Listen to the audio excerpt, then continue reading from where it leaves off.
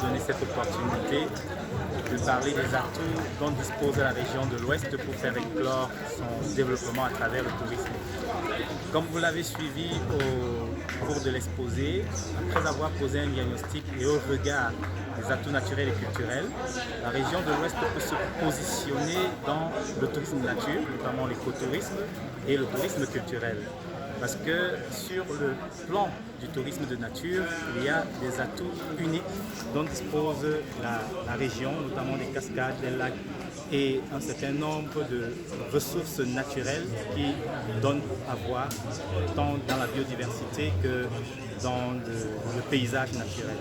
S'agissant du tourisme culturel, la région de l'Ouest a ceci de particulier qu'elle peut proposer une valeur unique. J'ai pris l'exemple des funérailles festives.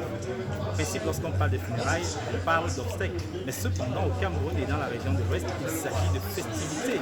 Et dans cet oxymore de funérailles festives, est suffisamment intriguant pour fédérer autour d'un thème de marketing de la région de l'Ouest en termes de positionnement du tourisme culturel. J'ai aussi donné l'exemple d'une Ngom qui vient d'être inscrite sur la liste indicative du patrimoine de l'UNESCO, qui est un autre élément culturel, immatériel, qui peut permettre à la région de l'Ouest de fédérer sa stratégie.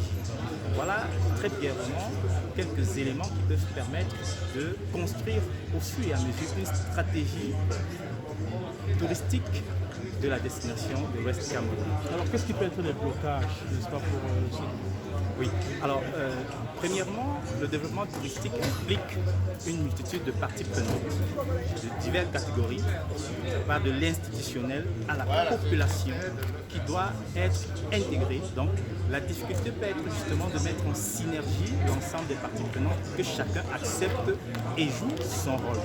Une fois que cela est fait, la dynamique peut prendre corps et finalement les objectifs peuvent être atteints et j'ai proposé l'horizon 2035-2040 pour faire de la destination de l'Ouest une destination excellente. Pensez-vous que la population pourra... Oui, je pense qu'au regard du potentiel et au regard du fait que le tourisme peut être, et d'ailleurs, structurant, et que les retombées directes et indirectes parlent suffisamment pour que les populations puissent s'approprier la chose, à condition qu'on préserve ce qu'il y a d'essentiel pour eux, que ce ne soit pas un développement touristique qui dénature, mais si les choses sont bien faites, bien expliquées aux populations, elles peuvent s'approprier la chose. D'ailleurs, les collectivités territoriales aujourd'hui se doivent de penser et mettre en œuvre leur stratégie de développement, puisqu'on est en train d'aller vers la décentralisation.